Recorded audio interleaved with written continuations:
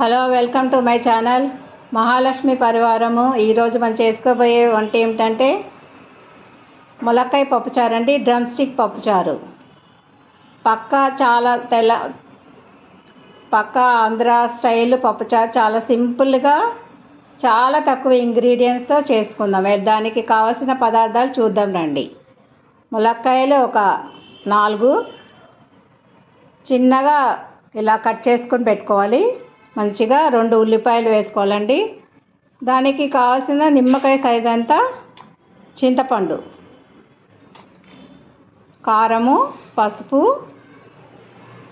పల్లి నూనె, తాలింపు దినుసులు, పచ్చిశనగపప్పు, మినపప్పు, ఆవాలు, జీలకర్ర, 2 చితకొట్టుకున్న వెల్లుల్లి, కరివేపాకు, టమాటాలు ఎక్కువ వేసుకుంటే బాగుంటుందండి, చాలా టేస్ట్గా. టమాటాలు, పచ్చిమిరపకాయలు ఒక 5 పచ్చిమిరపకాయలు, అంతేనండి. కావాల్సిన చేసుకునే ప్రొసీజర్ చూద్దాం రండి. ముందుగా చింతపండుని నీటిలో కడుక్కొని మంచిగా పెట్టుకోవాలండి. తర్వాత నానబెట్టుకోవాలి. చింతపండునేమో నానబెట్టుకొని పక్కన పెట్టుకోవాలి. ఈ లోపల మనకి పప్పును ఉడికించి పెట్టుకోవాలండి. ఒక కప్పు వేసుకుంటున్నాను. 3 విజిల్స్ వచ్చే వరకు ఉడికించి పెట్టుకోవాలి మెత్తగా.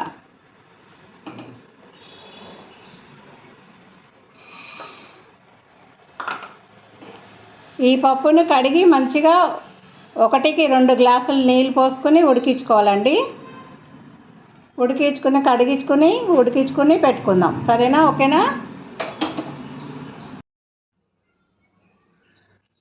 పప్పు కడుక్కొని ఇలాగా కుక్కర్లో 3 విజిల్స్ రానియాలండి. 3 విజిల్స్ వచ్చే వరకు ఉడికించి పెట్టుకోవాలి.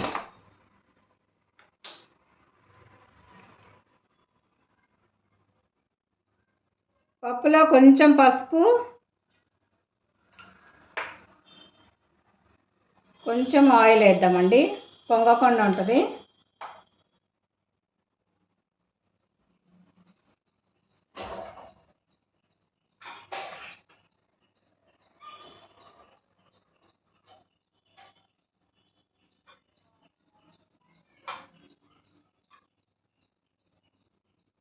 మూడు విజిల్స్ వచ్చే వరకు ఉడికించుకోవాలండి.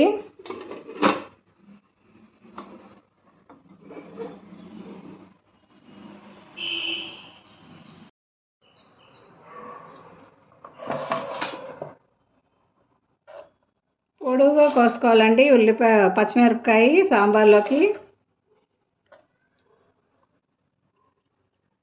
టమాటా ఏమో 2 చిన్నవి అయితే 2గా చేసుకోవచ్చండి. సాంబార్లో ఎప్పుడు కొంచెం పెద్దగా ఉంటేనే బాగుంటుందండి.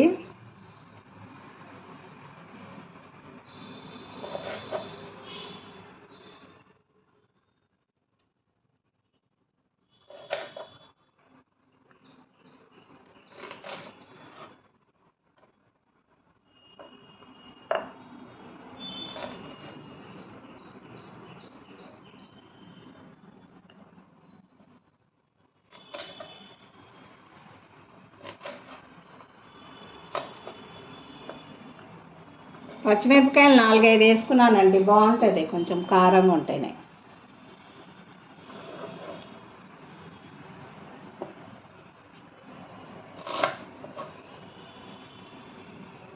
ఈ ఉల్లిపాయ ఏమో తాలింపుకి పెట్టుకుందాం.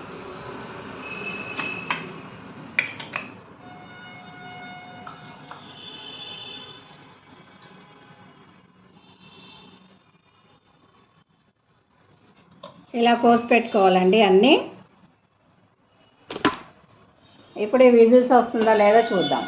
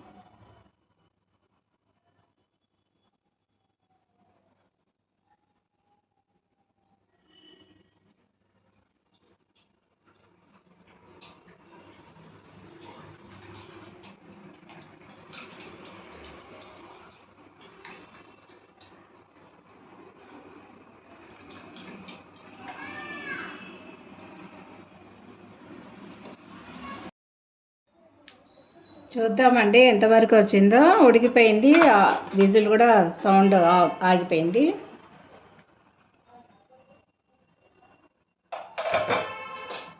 ఇప్పుడు ఈ పప్పు మంచిగా నలుపుకొని ఇలాగా మెత్తగా చేసుకోవాలండి.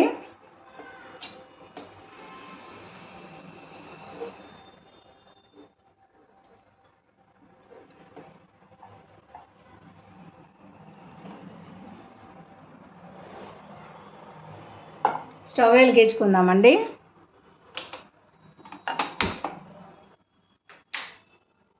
కావాల్సిన పసుపు దీంట్లో ఇందాక ఉడికేటప్పుడు కొంచెం పసుపు వేసుకున్నామండి. ఇప్పుడు కూడా కొంచెం పసుపు వేసుకోవాలి. దీంట్లో వేసుకోవాల్సిన కూరగాయ ముక్కలన్నీ ఇప్పుడే వేసేసుకోవాలండి. దీంట్లో ఉల్లిపాయలు, ములక్కాయ ముక్కలు ఉన్నాయి కదండి, ములక్కాయ ముక్కలు వేసేసుకోవాలి. డ్రమ్ స్టిక్ ముక్కలు ఇప్పుడే ఇట్లా ఉడికించుకుంటే చాలా టేస్ట్గా ఉంటుందండి పప్పుచారు.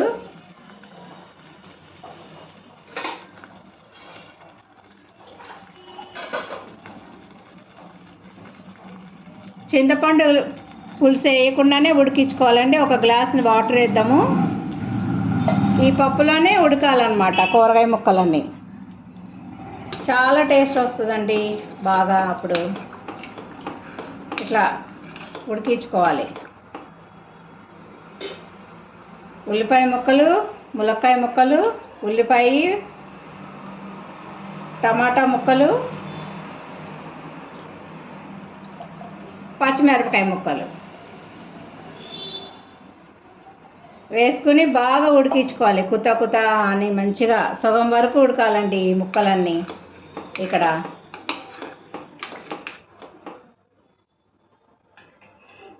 కావాల్సినంత ఈ పప్పుచారుకి ఉప్పు వేసుకోవాలండి. కల్లుప్పు వేసుకుంటాను నేను ఎప్పుడైనా. పప్పుచారుకి, పప్పుకి, పులుసులకి కల్లుప్పు చాలా టేస్ట్ ఉంటుందండి. పప్పుచారుకి మనం ఎంత పడుతుందో దానికి సగమే వేసుకోవాలండి, ఎక్కువ వేసుకోకూడదు. ముందే తర్వాత లాస్ట్కి చూసుకుని అప్పుడు వేసుకోవాలి. దీనికి కావాల్సినంత సగం ఉప్పు మాత్రం వేసుకుందాం.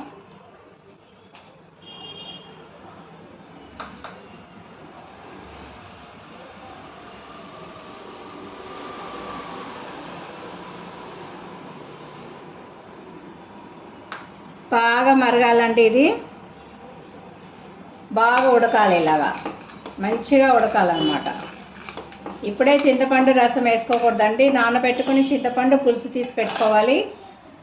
ఇదేమో ఈ పప్పులో ఏమో కూరగాయలు ముక్కలు ఇవన్నీ టమాటా ముక్కలు, పచ్చిమిరపకాయ ముక్కలన్నీ ఉడకాలి మంచిగా. ఒక 5 నిమిషాలైనా పడుతుందండి. 5 నిమిషాల తర్వాత కలుద్దాం. చూద్దామండి ఎంతవరకు ఉడికిందో.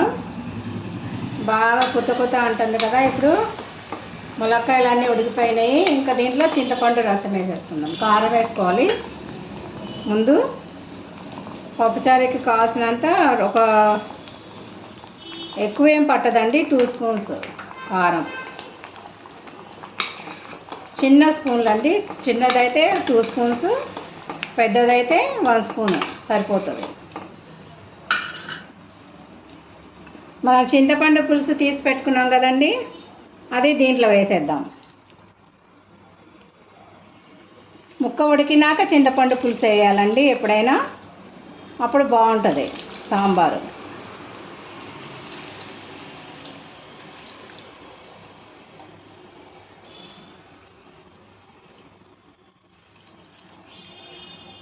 మీకు చూసుకొని వేసుకోండి. మీకు గట్టిగా కావాలంటే తక్కువ వాటరు.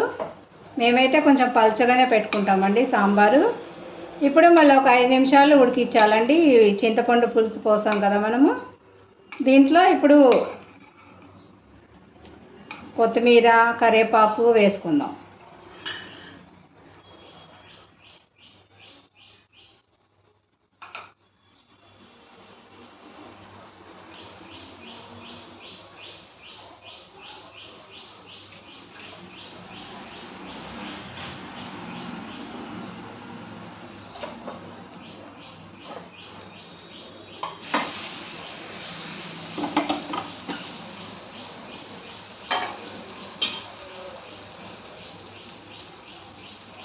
మంచిగా ఉడకాలండి పప్పుచారు. ఒక 5 నిమిషాలైనా ఉడకాలన్నమాట ఇలాగా చింతపండు పులుసులో.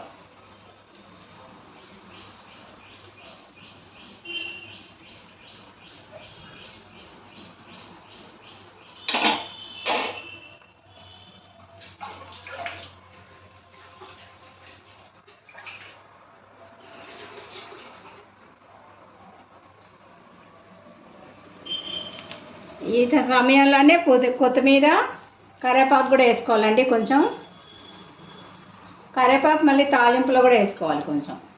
ఇలా ఉడికేటప్పుడు వేసుకుంటే చాలా రుచిగా ఉంటుంది సాంబారు. ములక్కాయ పప్పుచారు అండి ఇది. ఇప్పుడు చింతపండు పులుసు వేసాం కదా, ఇప్పుడు కొంచెం ఒక 5 నిమిషాల దాకా కొత్త అని వచ్చేటప్పుడు దాకా ఉడకనిద్దాం దీన్ని ఇలాగా.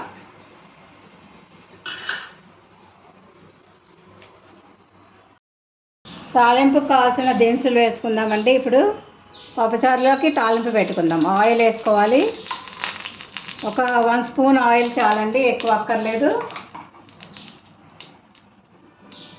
తాలింపు దినుసులు శనగపప్పు, మినపప్పు, ఆవాలు, జీలకర్ర, వెల్లుల్లిపాయలు, చితకొట్టుకున్న వెల్లుల్లిపాయలు, కొంచెం కరివేపాకు, ఒక చిన్న ఉల్లిపాయ ముక్క.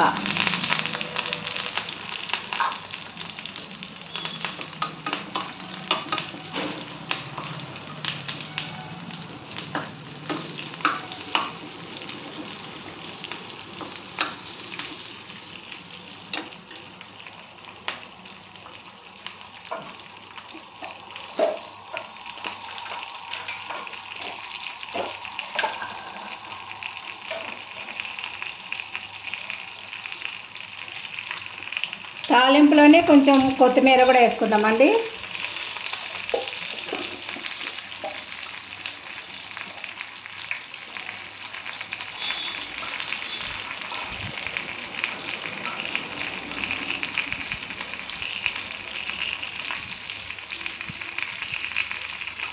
తాలింపుకు కావాల్సిన ఇంగువ చిటికెడు.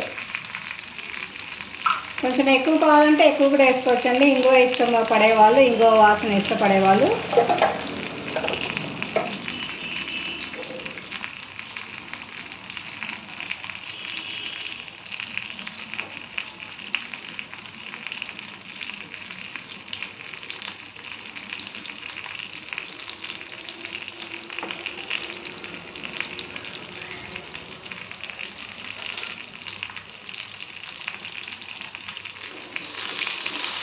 తాలింపు మాడకూడదండి ఎటువంటి పరిస్థితుల్లో. కొంచెం ఉల్లిపాయ ముక్క మెత్తబడితే చాలు, ఎక్కువ ఏమి వేగాల్సిన అవసరం లేదు.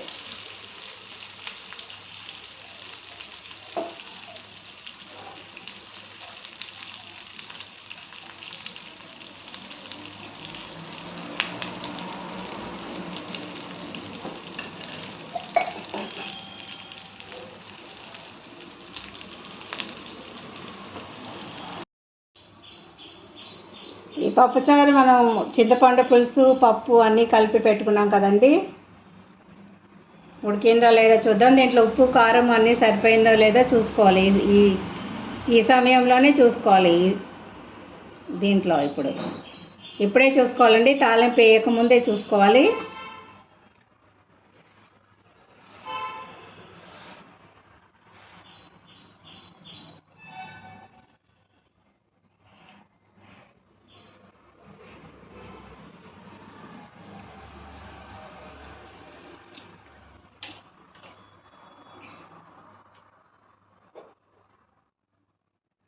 నాకైతే ఉప్పు పడుతుందండి, ఇంకా కొంచెం ఒక 2 స్పూన్స్ దాకా.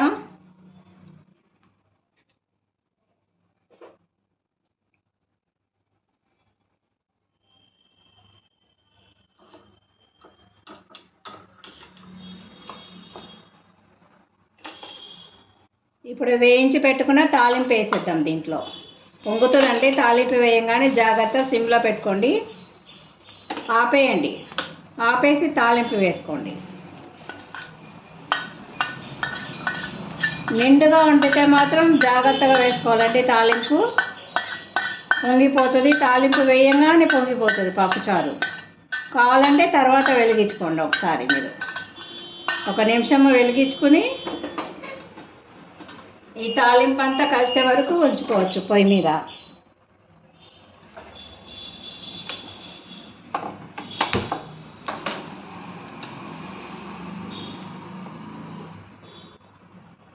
తాలింపు లాస్ట్కి పెట్టుకుంటే చాలా బాగుంటుందండి. మంచి వాసనతో ఉంటుంది సాంబారు. చూసారు కదండి ములక్కాయ పప్పుచారు ఎలా చేసుకోవాలో. ఎంత ఈజీగానో, ఏ దినుసులు అక్కర్లేదండి. ఉట్టి కారము, కొత్తిమీర, కరివేపాకు, పసుపు, ఉప్పు, చింతపండు, కందిపప్పు, ఇంతేనండి. ఏ దినుసులు ఇంకా ఏమీ అవసరం లేదు. ములక్కాయ ఉడికిందో లేదో చూసుకోవాలండి. అంతవరకు ఉడికించుకోవాలి. ఇలా చూసుకుంటే మీకు తెలిసిపోతుంది. ఇలా ఒత్తుకొని చూసుకోవాలి.